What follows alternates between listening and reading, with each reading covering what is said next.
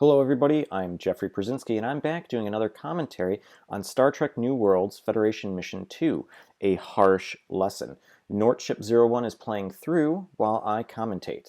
And I also want to give a commentary on Star Trek The Lower Decks, so after this intro, stay tuned for that.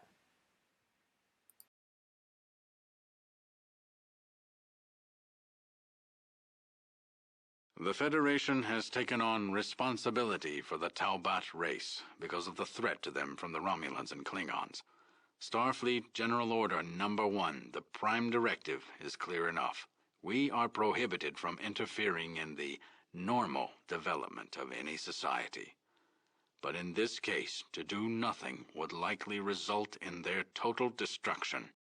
The strength of the Romulan and Klingon advances is a cause for grave concern.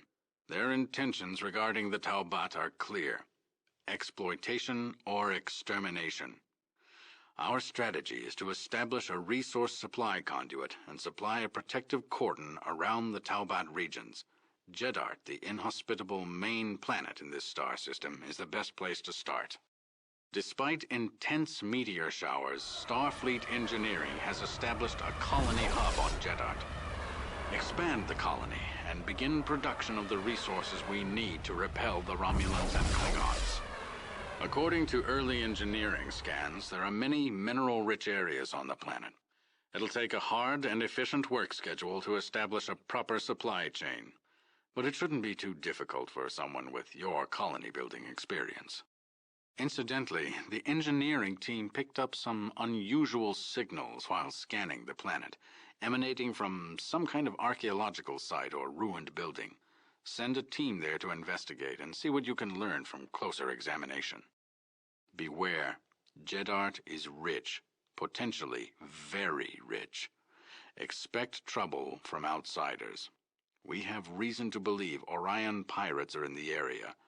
Gather any data you can on them, and don't hesitate to retaliate if you're attacked. Don't let them distract you from your main mission. Get the resource shipments together and off-planet. Lose time here, and you could alter the outcome of the whole campaign, possibly dooming the Taubat. Watch for the arriving starships, and remember they are your priority. Right. We'll speak again once Jedart is up and running. Good luck, and Godspeed. All right, first thing to call out, the Prime Directive applies to societies that are pre-warp. So I guess I'm just a little bit confused as to why the Federation is forgetting that right now. Or they are saying, like, okay, I have to acknowledge it, but I don't know, it just seems really weird to kind of like shoehorn them in there. I thought the Taubat did have warp capability because they had starships to get from planet to planet. So I don't know if this was just bad writing or something. I kind of feel like it was just bad writing at this point. But I would like to take this time to talk about some good writing. I have just watched the first episode of Star Trek Lower Decks, and I enjoyed it. For those of you who don't know, Star Trek Lower Decks is a new animated series on CBS All Access. It explores the lower-ranked people, like the ensigns and whatnot, people who work on those other decks, not like the bridge and engineering that you usually see in the shows, but the kind of like those extras that you usually see around. It's based upon a Next Generation episode called Lower Decks that follows around the stories of other crew members, like ensigns and whatnot, that do more of, I don't want to say grunt work, but do more manual work on a starship. So you see like how when in an episode they beam down a crew to start maybe building a shield generator or an array, a communications array. So those are the type of crew members that we'll be following around in this series, and I had a lot of fun watching it. I mean, yesterday finished up my work for the day, pretty tired of talking to clients, negotiating, running ad campaigns, building websites, optimizing websites. I'm tired, and I'm like, hey, you know what? Check this out. And I have a 2-year-old, so we were both watching it together. And for those of you who have 2-year-olds or have children, having a 2-year-old, sit down and watch something with you can be very difficult at times. She liked it too. It was fun for her too. She was laughing at a few points and whatnot. And I don't think I gave like a huge laugh, but I was chuckling at some points because it was fun. My wife was enjoying it as well. It was fun, lighthearted, and after a long day of work, it was great to just sit down and just smile. Smile at something fun for that. Oh, looks like we have some Orions already coming into the colony here. But back to my back to talking about Lower Decks. I highly recommend picking up a subscription to CBS All Access to watch this. Please let me know in the comments below so that way we can talk about this show. I had a lot of fun watching it yesterday. It was silly and just made you smile. I don't want to give away too many spoilers, but I think that the two characters of Beckett and Boiler, I think that their interactions together are pretty darn funny. I like how they're set up to be like, opposites of each other in this episode. And I also do like the Cyborg and the Orion character. They didn't get as much screen time in this episode, which is understandable. But I'm interested. I thought it was funny that one of them goes on a date. They say that in the first couple minutes of the episode, so I really didn't spoil that for you. But I got to admit, I was like, oh, so how does dating in Star Trek really work? Because I know that Geordi explored it a little bit in The Next Generation, I believe. And I know there was that whole thing with Worf and Riker in The Next Generation. But it's kind of fun just to see what's like a regular Lower Decks person doing. I don't know, I thought it was a lot of fun. I'm looking forward to the next episode. I am it brought a good smile to my face. That's what I'm going to go with on this one. But please leave your comments down below. I am totally looking forward to talking about this. I know that some people are actually very against the show, saying it's completely against Star Trek. And I kind of feel like I just have to disagree. Star Trek did a animated series back in, I believe, the 70s, where they finished up the remaining 2 years of their 5-year voyage. So I'm not sure if it's coming from like the animation standpoint, but I feel like we've done Star Trek so much of like, okay, this very serious show that can talk about, can make social commentary and whatnot, and I'm totally fine with that. I kind of feel like, Star Trek can grow a little bit in this area. Grow is a little bit more of a commentary and a silly way of expressing things. Construction complete. Because when I was watching this episode, there's one of the main characters actually is pressured to do something by a superior officer, and it's not like a super direct pressure, but it's more of like, hey, if you want this, you got to do this for me. And I know that in the corporate world that happens a lot. And there's no promise, though, of getting your reward, but it's implied. And I kind of felt like, it's very interesting that they explored that. Or to have like a commentary kind of explore that as well. So I don't know, I felt like it felt interesting. It felt like, okay, let's see where these characters are going to go. It's not going to be the super moral things that the Star Trek has done in the past. So we're, again, this is Lower Decks, and I'm not sure exactly how to trust those superior officers.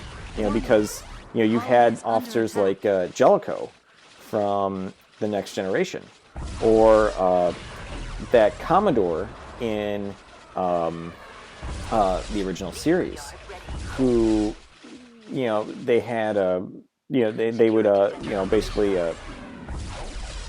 say like, no, we're doing it my way, and I'm going to push and bully you around because I can, instead of actually getting the inspiration from the crew and inspiring them to do good work. So, well, I think that's enough of talking about the show at this point. I've gone on a nice rant about it. I've enjoyed it. I'm glad my 2-year-old enjoyed it, and I'm glad that I had a nice, relaxing day yesterday. And I hope to have some conversations in the comments below. So let's get back to the game. Check this out. We got the scout here, and we see. Oh, look at that! Somebody was transported to the ship, so that way they're going to scan that relic. Oh yes, that's right. So these are the ships that are, it looks like they're smacked, like they're burrowed into the ground, which is interesting. But I guess those are their starships.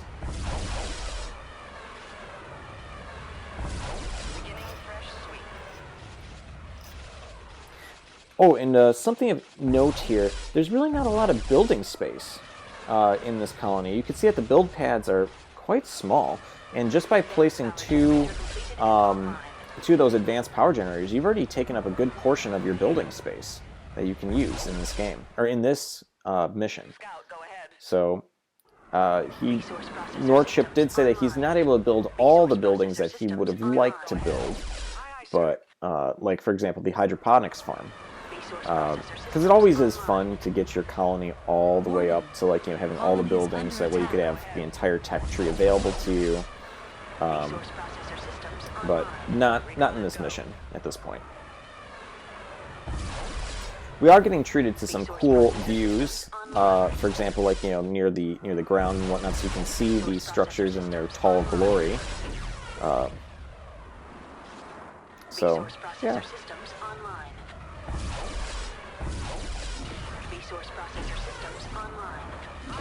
Warning. Colony is under attack. Resource processor systems online.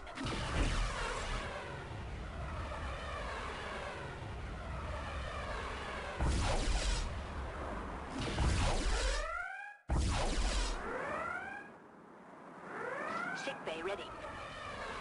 Sick bay ready.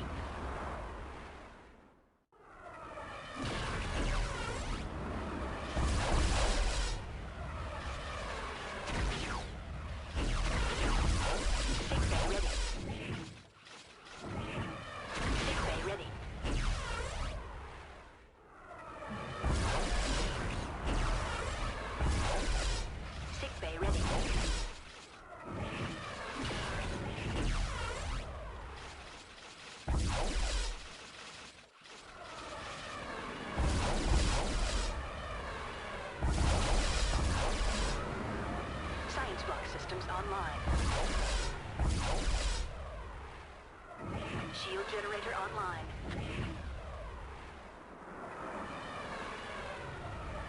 Science block systems online.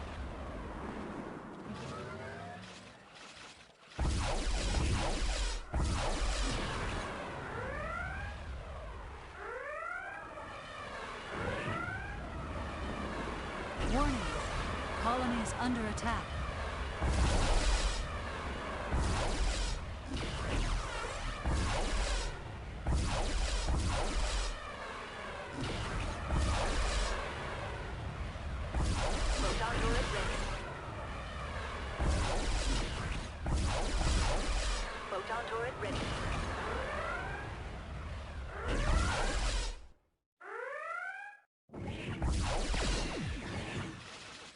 Phaser turret ready.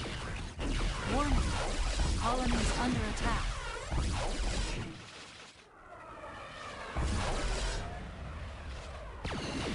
Phaser turret ready.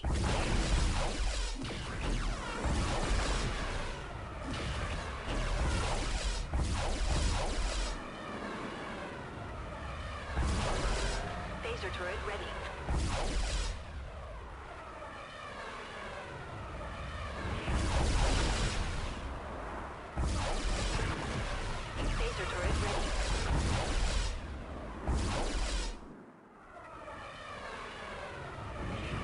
Phaser turret ready.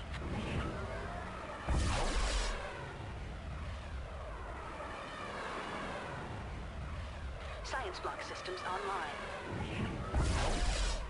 Science block systems online.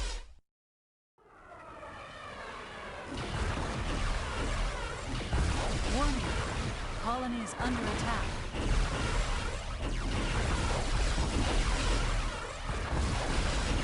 Vehicle drive ready.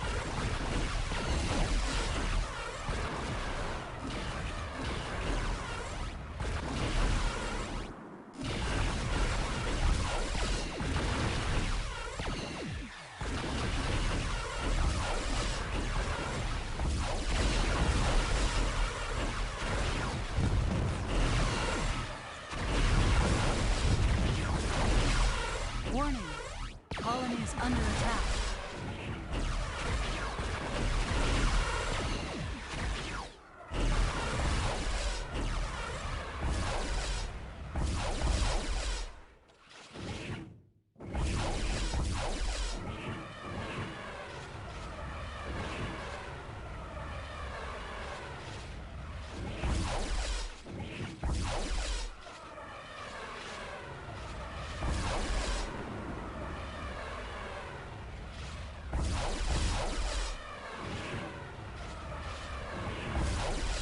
Advanced power generator completed and online.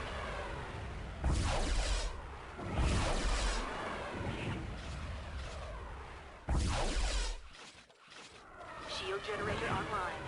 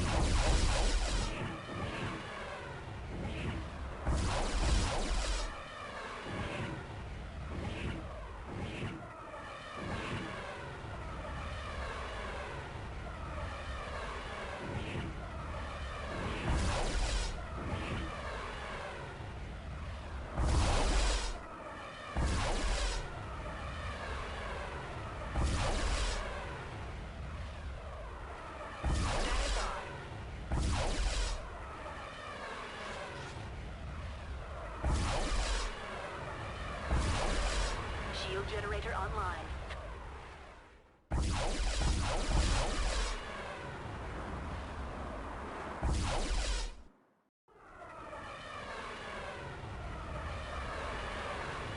Science block systems online. Power generator completed and online.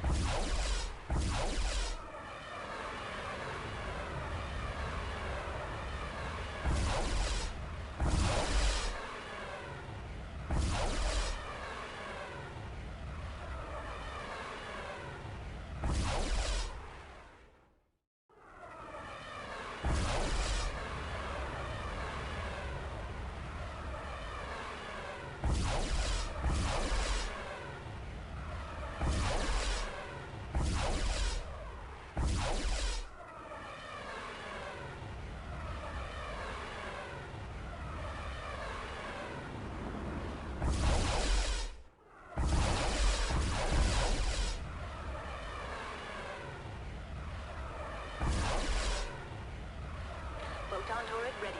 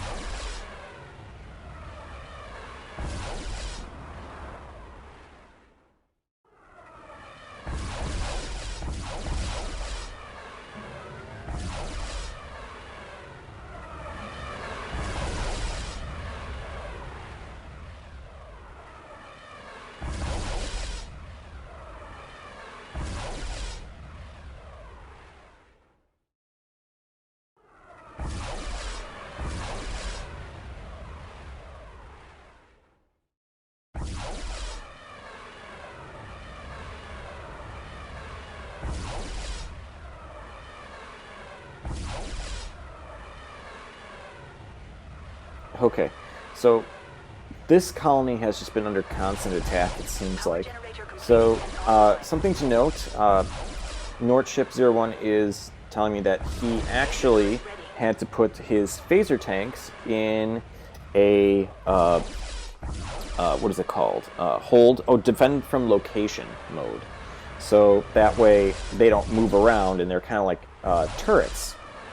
And you can see right there on the screen that there's a phaser tank near the top of that mound, so that way it can fire in all directions without issue.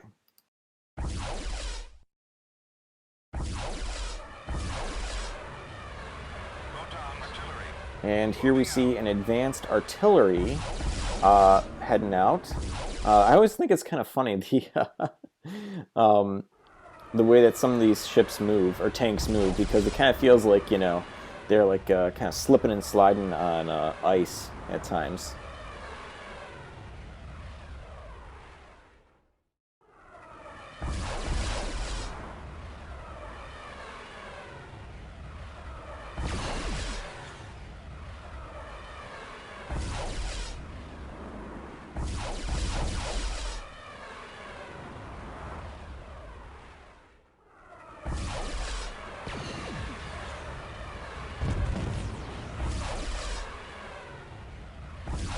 Vehicle complete. Moving out. Photons.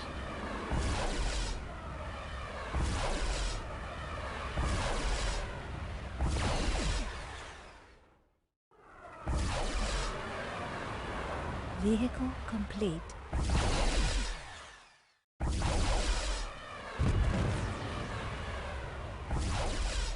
Vehicle complete. Photons. Moving out.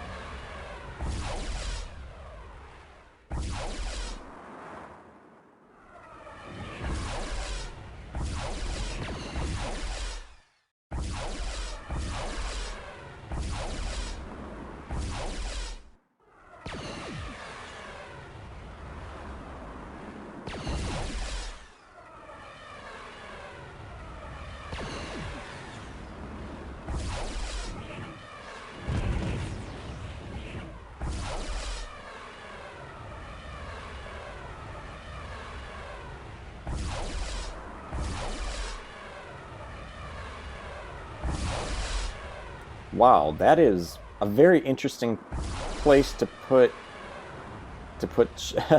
power generators. They're definitely going to be protected, so that's good.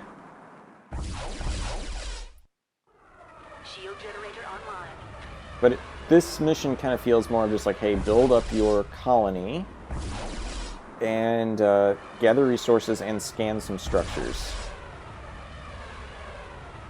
So I feel like we should almost be done at this point.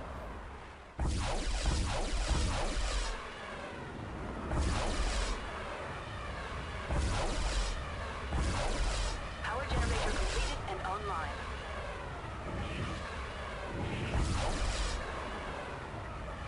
Power generator completed and online.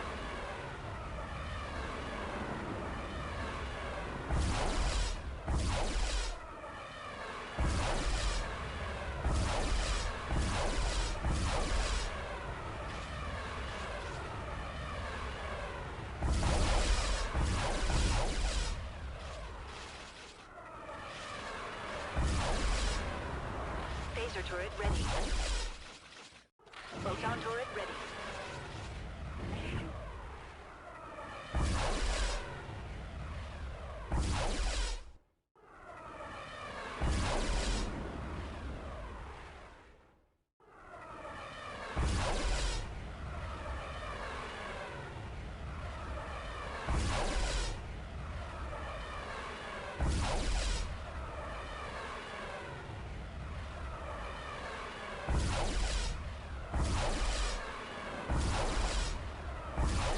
Phaser turret ready.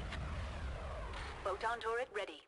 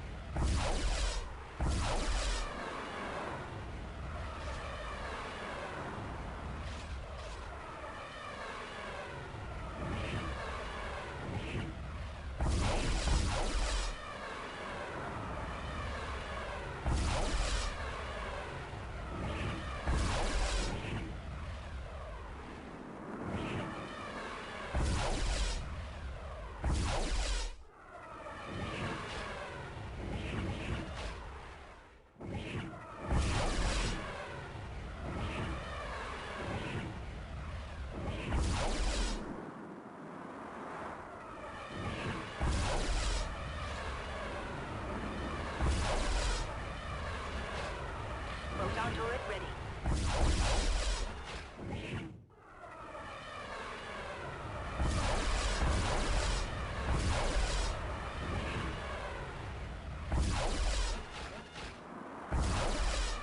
And we're treated to some cool shots of how the resources are moving around in a cargo bee. Yeah, those are called cargo bees. So you've got the cargo bee, the worker bee, and then I think there was one... Oh, cargo bee, worker bee, and then there's like construction bee?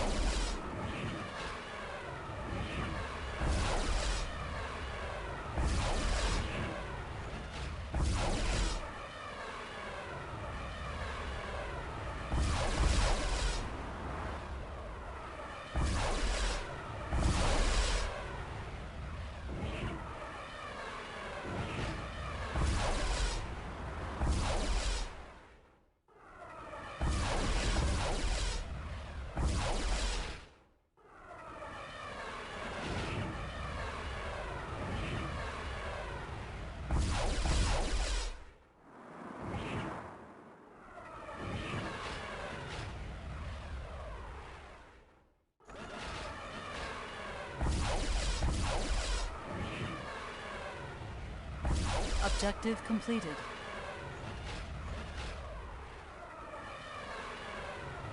Alright, that should do it then.